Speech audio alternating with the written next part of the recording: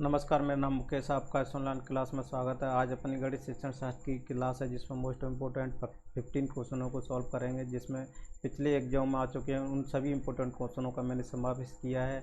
और लगभग मेरी इसे 100 टेस्ट सीरीज से ऊपर करूँगा। लगभग 500 क्वेश्चन ओटी यानी 500 ऑब्जेक्टिव टाइप क्वेश्चनों को सॉल्व करेंगे, जिससे अपन टेस्ट सीरीज अच्छी प्रैक्टिस हो जाएगी। इतनी धमाकेदार प्रैक्टिस हो जाएगी। सारी जितने बुकों से मैंने क्वेश्चनों को कलेक्शन करूँगा, कोई भी क्वेश्चन मेरी तरफ से छूट नहीं पाएगा। और जितने नए एग्जाम में सी-टेट 2019 में भी आए हैं और यूपी टेट वगैरह में सबको सम्मिलित करूँगा मैं। तो वो अपनी लास्ट में जो टेस्ट सीरीज रहेंगी वो अपडेटेड रहेंगी। जो अभी वर्तमान में जितने भी राज्यों में एग्जाम हो चुके हैं उनको सारे कलेक्शन करूँगा मैं, जो 2019 या 20 में लगभग हुए हों लॉकडाउन से पहले, उन सारी चीज़ों को अपन करेंगे। तो चलो, और मैं आशा करता हूँ आप मेरी जितनी टेस्ट सीरीज हैं उनको शुरू से लगा कर लास्ट तक देखिएगा। आपको बहुत प्रैक्टिस में बहुत हेल्प मिलेगी। और मेरी जितनी और मैथ की भी अपनी इसमें क्लास डली हुई है, आप उसको भी ध्यान से पढ़िएगा। मैथ के सवाल मैं प्रैक्टिस बहुत सारी मैथ के कराता रहूँगा। मैथ में भी क्वेश्चन भी डाउट क्लियर नहीं छोड़ूंगा। आपको अगर कोई डाउट लगता है मेरे क्वेश्चन आप जो कराता हूँ उसमें आपको डाउट लगता है या गलती से मैं गलत बता देता हूँ, तो आप कमेंट्स बॉक्स में टेलीग्राम जो चैनल रेड कलर के नीचे पट्टी चल रही है टेलीग्राम चैनल पर और व्हाट्सएप ग्रुप पर आप जरूर सेंड कीजिएगा, जिससे मैं अपने आगे आने वाली टॉपिक को मैं सुधार कर दूँगा। अपने जो गलती की है मैं सुधार करूँगा, उस वीडियो को मैं दोबारा से अपलोड कर सकूँ सुधार करके उस आंसर को, जिससे और लोग इस जो गलत आंसर उसको रट नहीं लें, जिसको अपने दिमाग में लें। तो आप ऐसे मेरा सहयोग कीजिएगा। आप सहयोग करने के लिए मैं आपको बहुत बहुत धन्यवाद दूंगा। और आप मेरा सहयोग कीजिए इस चैनल को आगे बढ़ाने में, जिससे और भी लोग इस वीडियो का इस क्लास का फ़ायदा उठा सकें। आपका मुझे सपोर्ट चाहिए। तो चलो स्टार्ट करते हैं अपना सबसे पहले क्वेश्चन जो को बोर्ड पर दिख रहा है। तो अब सबसे पहला अपना जो क्वेश्चन दिख रहा है, बच्चों को अपनी स्मरण शक्ति विकसित करने का सर्वाधिक अवसर मिलता है, किससे मिलता है। देखो, अपन धीरे धीरे स्लो करेंगे, इतनी जल्दी नहीं है, फास्ट नहीं है। तो जिससे अपन सारे ऑप्शनों को भी देख सकें और क्या क्या कारण है, क्यों ये ऑप्शन सही है, क्यों सा आंसर ये गलत है, इन सारी चीज़ों का पता कर सकें।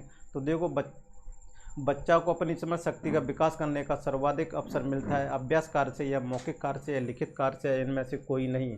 कौन सा इसमें अपना आंसर है वो अपन को पता करना है। तो देखो, बच्चा को अपनी स्मरण शक्ति विकसित करने का सर्वाधिक अवसर मिलता है, किससे मिलता है, किससे मिलता है। तो देखो, बच्चों को अपनी स्मरण शक्ति विकसित करने का सबसे अवसर किससे मिलता है, अभ्यास कार्य से मिलता है। जितना अभ्यास करोगे उतनी उसकी समझ स्मरण शक्ति बढ़ेगी। और ये स्मरण शक्ति को आगे बढ़ाने का या स्मरण शक्ति को विकसित करना या स्मरण शक्ति को बढ़ाने का सबसे अच्छा तरीका क्या है, अभ्यास कार्य। इसलिए अपन बोलते हैं जितना हो सके अभ्यास करो, जितने क्वेश्चन हो सके उसको अभ्यास करना चाहिए गणित में, जिससे उसकी स्मरण शक्ति फॉर्मूले भी याद हो जाते हैं और चीज़ अपने वो आती है, अपने रटने की ज़रूरत नहीं पड़ती। तो इस तरह से अभ्यास करना बहुत अच्छा इम्पोर्टेंट है, जिससे अपन स्मरण शक्ति अपनी जो याददाश्त रहती है वो उसकी शक्ति अपन बढ़ जाती है। अब देखो, अगला प्रश्न है, एक ऊर्ध्वतल में घूर्णन को समझाने का सर्वोत्तम उदाहरण क्या है। एक ऊर्ध्वतल में घूर्णन को समझाने का सर्वोत्तम उदाहरण कौन सा है। तो देखो, सर्वोत्तम उदाहरण कौन सा है, सीलिंग फैन, छत से लटकता पंखा, या वृत्ताकार एथलेटिक पथ, या दीवार घड़ी की सुई, या डिस्कस थ्रो। देखो, ऊर्ध्वातल में तो सिर्फ घूर्णन को समझाने का सर्वोत्तम उदाहरण सिर्फ दीवार की घड़ी है, जो उसको ही समझा सकते हैं। तो ऊर्ध्वातल में घूर्णन हो रहा है, दीवार पे है, ऊर्ध्वाधर ही बोलते हैं, ठीक है। तो ऊर्ध्वतल में घूर्णन को समझाने का सबसे अच्छा तरीका है दीवार घड़ी की सुई। तो अपना आंसर ये हो जाएगा, सी वाला हो जाएगा। अगला प्रश्न, निम्नलिखित में से क्या विश्लेषण विधि से संबंधित है। ज्ञान संबंधी सूत्र का प्रतिपादन, ज्ञान का समग्र रूप, ज्ञान का विखंडन, ज्ञान का विकास। कौन सा ऑप्शन सही है इसमें। निम्न में से क्या विश्लेषण विधि से संबंधित है। तो देखो, अपना विश्लेषण संबंधित है, ज्ञान का विखंडन ये संबंधित है। अगला प्रश्न है, मूल्यांकन की कार्य सूचक क्रिया है, चिन्हित करना, निर्णय लेना, भूल खोजना, या उपरोक्त सभी। मूल्यांकन की कार्य सूची क्रिया है, क्या है। चार ऑप्शन दिए हो, आप जल्दी कमेंट्स बॉक्स में जल्दी लिखिए, टाइप कीजिएगा और कौन सा आंसर होगा वो मेरे को बताइएगा।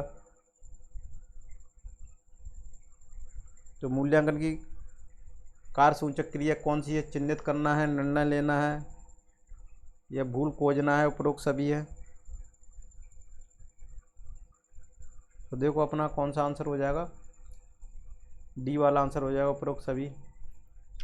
अगला प्रश्न है, नैदानिक परख की आवश्यकता होती है, क्यों होती है। विद्यार्थी की रुचि जानने के लिए, या विद्यार्थियों को खेल में कुशल बनाने के लिए, विद्यार्थियों की कमजोरी दूर करने के लिए, विद्यार्थियों को परीक्षा में सफल बनाने हेतु। नैदानिक परख की आवश्यकता होती है। नैदानिक परख की किस लिए आवश्यकता होती है? विद्यार्थियों में कमजोरी दूर करने के लिए।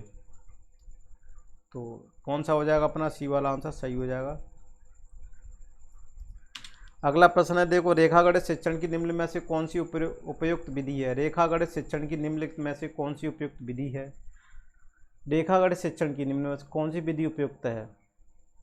तो देखो अलग अलग गणित में जो अलग अलग चित्र हैं उसकी अलग अलग विधियाँ उपयुक्त होती हैं। तो यहाँ पर भी एक ऐसी के बारे में पूछा गया है कि रेखागणित जो अपन शिक्षण पढ़ते हैं वो उसके लिए अपन कौन सी शिक्षण विधि उपयोगी है या कौन सी शिक्षण उपयुक्त है?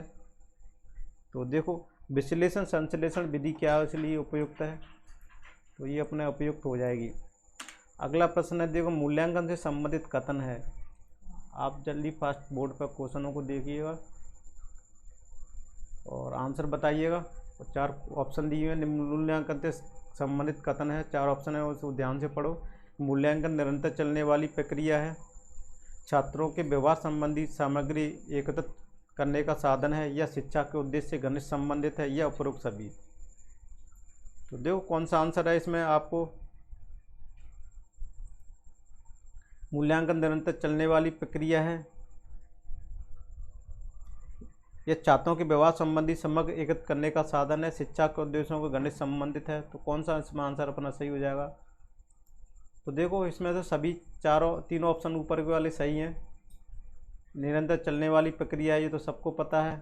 छात्रों के व्यवहार संबंधी सामग्री एकत्रित करने का भी साधन है और शिक्षा के उद्देश्यों से घनिष्ठ संबंध है। तो उपरोक्त सभी अपना आंसर हो जाएगा।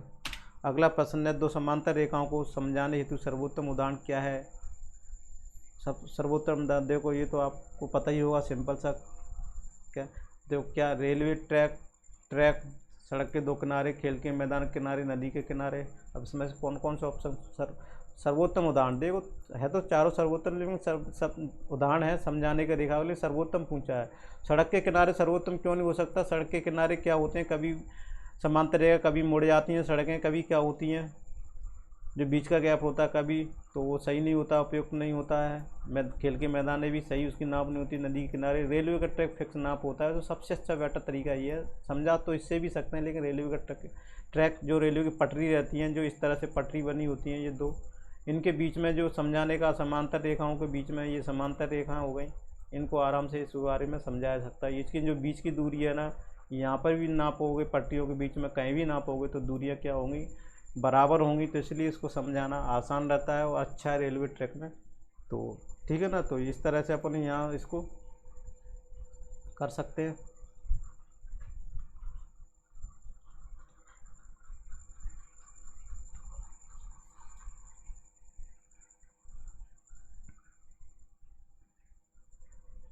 अगला प्रश्न देखते हैं अपन, चलो।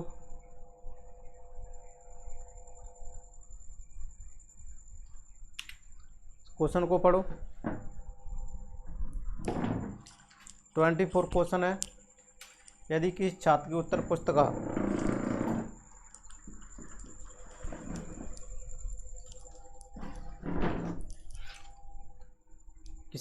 यदि किसी छात्र की उत्तर पुस्तिका का मूल्यांकन 2 शिक्षकों के द्वारा करवाने पर अलग अलग प्राप्तांक आते हैं तो परीक्षा में कमी थी। यदि किसी छात्र की उत्तर पुस्तिका का मूल्यांकन 2 शिक्षकों के द्वारा करवाने पर अलग अलग प्राप्तांक आते हैं तो परीक्षा में कमी थी, क्या थी? वैधता की, या विश्वसनीयता की, या वस्तुनिष्ठता की, या इनमें से कोई नहीं। तो देखो इसमें कौन सा आंसर होगा? इसमें विश्वसनीयता। तो इसमें किसकी कमी थी? विश्वसनीयता की कमी थी। रेखागणित शिक्षण की उपयुक्त विधि कौन सी है? खेल विधि, अभ्यास विधि, सूत्र विधि, या प्रदर्शन विधि है? कौन सी विधि है अपनी सही उपयुक्त सही है?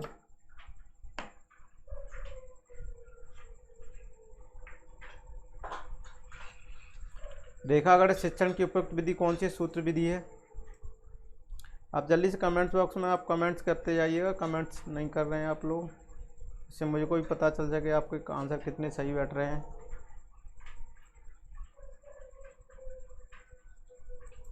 अगले प्रश्न आपको दिखाता हूँ मैं बोर्ड पे। गृहकार्य दिया जाना चाहिए, देखो 26 वाला गृहकार्य दिया जाना चाहिए, अधिक देना चाहिए, संतुलित देना चाहिए, कम देना चाहिए, अध्याय के अनुसार देना चाहिए। देखो ना तो अधिक देना चाहिए, ये भी गलत है। क्या गिरकार अधिक देने से क्या होगा? कम भी नहीं देना चाहिए, अध्याय के अनुसार नहीं, संतुलित बनाए रखना चाहिए। बच्चों को कितनी ज़रूरत है गिरकार, जिससे वो करके भी लाए। अधिक दे देंगे, नहीं करके लाएगा तो आपको वो भी बेकार है बच्चा। तो संतुलित गिरकार देना चाहिए, ठीक है। तो ये अपना ऑप्शन बहुत अच्छा है। एक तल को समझाने हेतु सर्वोत्तम उदाहरण कौन सा है? एक तल को समझाना है अपने को, समतल जो तल होता है, तो उसको समझाने का कौन सा अच्छा तरीका है? क्या बॉक्स है, दीवार है, छड़ है या गोला है? तो देखो तल है अपना, जो तल समझाते हैं ना, तल के बारे में तो एक दीवार अपना दिखा दो। दीवार क्या है तल को समझाने का सर्वोत्तम अच्छा तरीका। अगला प्रश्न देखो, शिक्षण की मूल्यांकन प्रणाली का मुख्य ध्रुव है। मूल्यांकन है, उद्देश्य, अधिगम, अनुभव, उपरोक्त सभी है। तो देखो शिक्षण की मूल्यांकन प्रणाली का मुख्य ध्रुव कौन सा है? मूल्यांकन ही है। शिक्षण प्रक्रिया का आखिरी चरण कौन सा होता है? मूल्यांकन, अधिगम, उद्देश्य, अनुदेशवाद। तो ये तो आपको पता ही होगा, सिंपल सा क्वेश्चन है।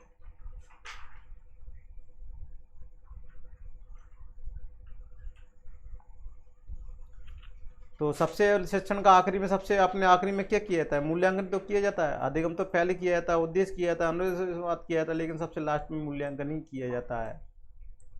आखिरी चरण कौन सा हो जाएगा? ये हो जाएगा। अब आखिरी क्वेश्चन है अपना, वह गणितज्ञ जिसके द्वारा अभाज्य एवं यौगिक संख्याओं को ज्ञात करने की विधि खोजी गई थी।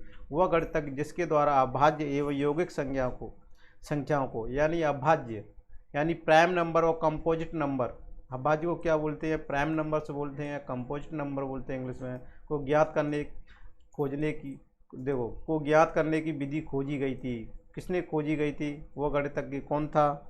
तो देखो कौन सा था वो?